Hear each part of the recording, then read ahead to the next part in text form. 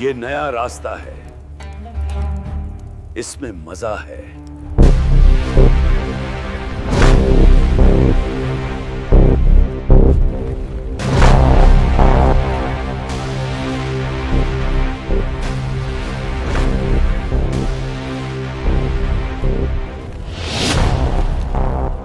ایک شہر جو خوشیوں کے ساتھ بسایا گیا اور جس قوم کو اس میں بسایا گیا تھا اسے ہر نعمت سے نوازا گیا تھا، مگر وہ زمین انسانی تاریخ میں وہ جگہ بن گئی جہاں گناہ چھپائے نہیں جاتے تھے بلکہ کھلے عام فخریہ کیے جاتے تھے۔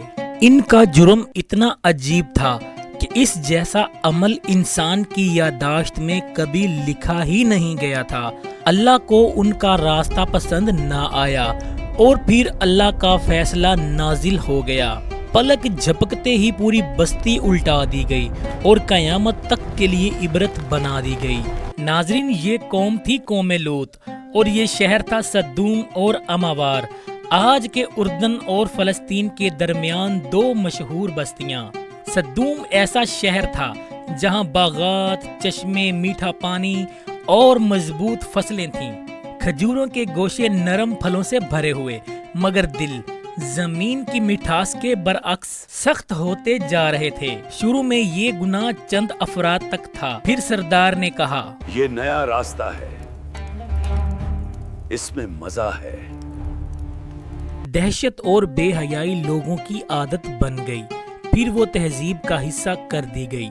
دور بابل کے شہر میں حضرت ابراہیم اور ان کے بھتیجے حضرت لوط علیہ السلام لوگوں کو اللہ کا پیغام پہنچا رہے تھے، پھر دونوں اللہ کے حکم سے ہجرت کر گئے۔ حضرت لوط وہ پہلے انسان تھے جو حضرت ابراہیم پر ایمان لائے، یعنی رشتہ بھی اور دین کا سفر بھی مشترکہ تھا۔ قرآن کریم کہتا ہے، ہم نے ابراہیم اور لوط کو اس زمین کی طرف بچا کر پہنچایا جس میں تمام جہانوں کے لیے برکتیں تھیں، یعنی شام۔ پھر اللہ تعالیٰ نے حضرت لوط کو سدوم شہر میں نبی بنا کر بھیج دیا۔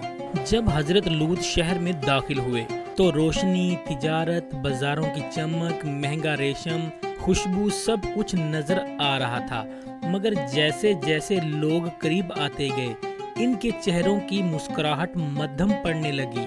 جو منظر سامنے تھا وہ ایک نبی کے لیے دل دہلا دینے والا تھا۔ یہ لوگ فطرت کو چھوڑ کر خواہشات کے غلام بن چکے تھے، مرد عورتوں سے کٹ کر مردوں میں مائل ہو گئے تھے۔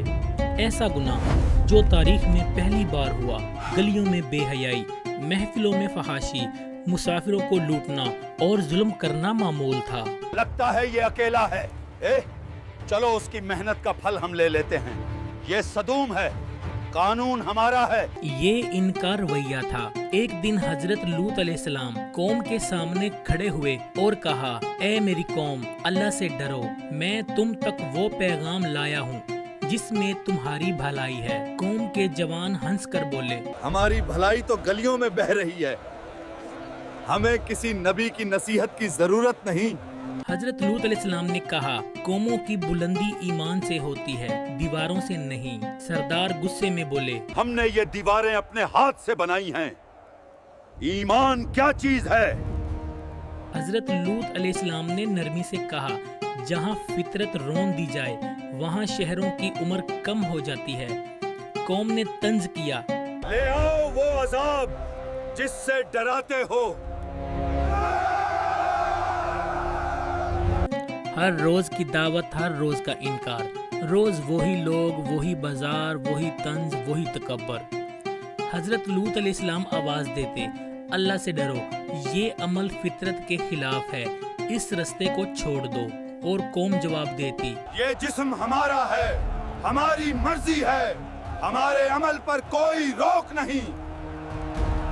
آخر نبی کے دل میں وہی بے بسی اتر آئی جو ہر نبی کے امتحان میں ہوتی ہے۔ انہوں نے دعا کی، اے میرے رب، اس فاسق قوم کے خلاف میری مدد فرما۔ فیصلے کی ہوا چل پڑی۔ ایک دن اللہ کے فرشتے انسان کی شکل میں حضرت ابراہیم علیہ السلام کے پاس آئے۔ انہوں نے عزت و احترام سے مہمان نوازی کی۔ جب دیکھا کہ وہ کھانا نہیں کھا رہے تو پریشان ہوئے۔ فرشتوں نے کہا ڈرے مت، ہم اللہ کے فرشتے ہیں، اور خوشخبری دی کہ ان کے گھر حضرت اسحاق پیدا ہوں گے۔ پھر فرمایا ہم سدوم جا رہے ہیں، وہاں ایک نبی ہے لوط، ان کی قوم حد سے گزر چکی ہے اور ہم اس قوم کو تباہ کرنے بھیجے گئے ہیں۔ حضرت ابراہیم علیہ السلام نے سفارش کی کہ شاید کچھ لوگ ہدایت پا لیں۔ فرشتوں نے کہا فیصلہ ہو چکا ہے، مہلت پوری ہو گئی، اور وہ حضرت لوط کے گھر کی طرف روانہ ہوئے۔ شہر میں خبر پھیلی حضرت لوط کے گھر خوبصورت مہمان آئے ہیں۔ لوگ دوڑ پڑے، دروازے پر چیخیں دروازہ کھولو، ہم استقبال کریں گے۔ حضرت لوط نے کہا اللہ سے ڈرو، میرے مہمانوں کو تنگ نہ کرو۔ سنو سنو، تمہاری نصیحت اب کسی کام کی نہیں، ہم نے جو مانگا ہے وہ باہر لاؤ فوراً۔ پھر فرشتوں نے اپنی اصل شکل ظاہر کر دی۔ اے لوط ڈرو نہیں، ہم اللہ کے فرشتے ہیں، یہ لوگ تمہیں کچھ نہیں کر سکیں گے۔ رات کے آخری حصے میں اپنے گھر والوں کو لے کر نکل جاؤ، پیچھے مڑ کے نہ دیکھنا۔ پھر جب اللہ کا حکم آیا زمین لرز اٹھی، گھر الٹنے لگے، آسمان سے نشان زدہ پتھر برسنے لگے، ہر پتھر اپنا مجرم تلاش کرتے ہوئے آتا تھا۔ روایات ہے کہ بستی کو زمین سے اوپر اٹھایا گیا، پھر الٹا کر پٹخ دیا گیا۔ نہ عمارتیں بچ سکیں، نہ سردار کی طاقت، نہ مال، نہ عزت، نہ شہرت۔ ہر چیخ، ہر دوڑ، ہر ظلم، ہر تکبر زمین کے نیچے دفن ہو گیا۔ پھر وہ لمحہ آیا جب پورا شہر الٹا دیا گیا۔ رستے مٹ گئے، نام مٹ گئے، لوگ مٹ گئے، مگر واقعہ نہیں مٹا۔ آج کے زمانے کے لیے سبق، کیونکہ اللہ نے اسے قیامت تک کے لیے عبرت بنانا تھا۔ اگر آپ کو یہ واقعہ سمجھ آیا تو بتائیں کہ آپ نے قوم لوط سے کیا سبق لیا۔ اگر ویڈیو اچھی لگی تو چینل کو سبسکرائب کرنا مت بھولیں۔